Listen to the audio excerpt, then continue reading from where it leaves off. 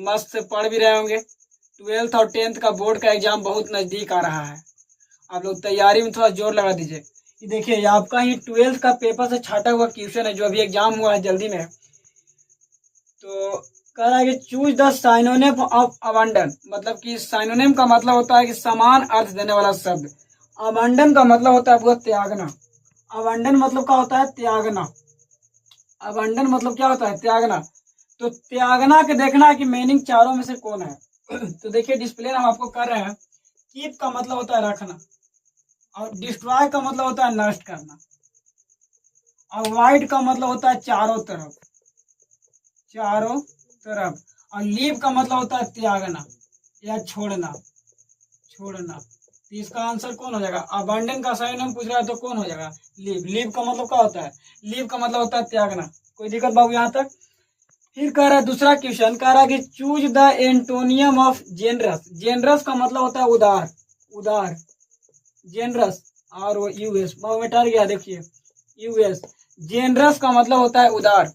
कोई इंसान दिल होता है ना, जिसका मतलब कि नेक इंसान है, कोई काम के एकदम दिल से बहुत साफ होता है, तो उसी को बोला जाता है जेनरस। तो जेनरस का मतलब उदार होता है। तो पोलाइट मतलब क्या होता है? पोलाइट का हिंदी आप लोग जानते हैं। पोलाइट का मतलब होता है नैतिक। पोलाइट मतलब क्या होता है बाबू? पोलाइट का मतलब होता है नैतिक, नैतिक।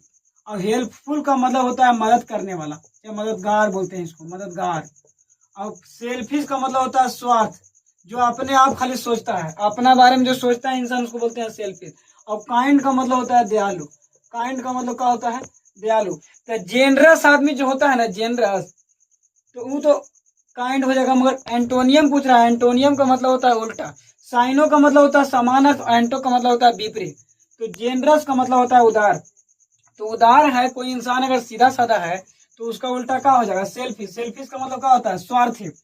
कर तीसरा क्वेश्चन देखिए, कर choose the correct sentence. Sentence को सही से पहचाने। 4 सेंटेंस है, 3 गो है, और तीनों में से गलत कौन है?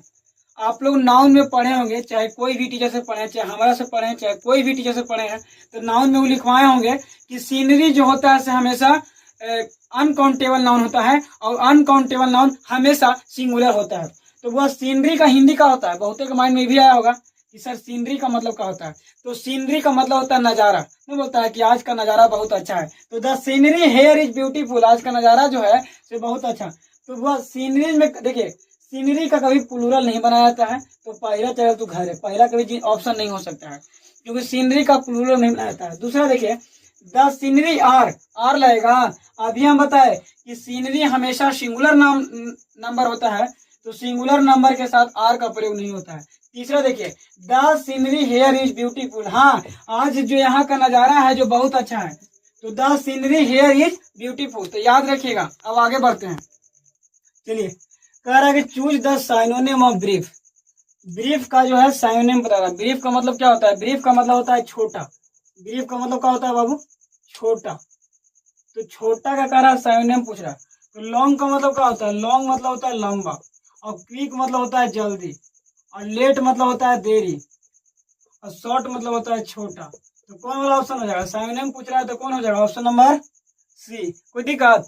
कह रहा है कि choose the antonym of enormous. Enormous का मतलब होता है बड़ा। इनोर्मस मतलब क्या होता है? बड़ा। तो बड़ा का एंटोनियम पूछ रहा है। एंटोनियम का मतलब होता है विपरीतार्थक शब्द, उल्टा। ये छोटा का होता है कुछ, छोटा का बड़ा, मोटा का पतला होता है। तो choose the antonym of enormous. Enormous का मतलब होता है बड़ा। तो बड़ा कौन होगा? लॉन्ग मतलब तो लंबा हो जाएगा। फास्ट मतलब होता है तेज। ह्यूज मतलब होता है बड़ा, और टीनी का मतलब होता है छोटा। तो यहाँ पर बड़ा है, तो बड़ा कुछ हो जाएगा। कुछ दिक्कत? आप कह रहा है choose the correct spelling of receive. Receive का मीनिंग पूछ रहा है कौन सा सही है। तो RECEV नहीं, गलत। RECIV कौन हो जाएगा? रिसीव। रिसीव का मतलब होता है प्राप्त करना। रिसीव का मतलब क्या होता है? प्राप्त करना। इहो नहीं होगा और इहो नहीं होगा। तो आज का क्लास यहीं रखिए, और अगर वीडियो अच्छा लगा तो कमेंट कीजिए। और जो भी 12th में पढ़ने वाले स्टूडेंट हैं, जिनको अंग्रेजी से डर लगता है, एक बार हमको चैनल से जुड़िए और ऐसे ही प्यार दुलार देते रहिए। थैंक यू दोस्तों।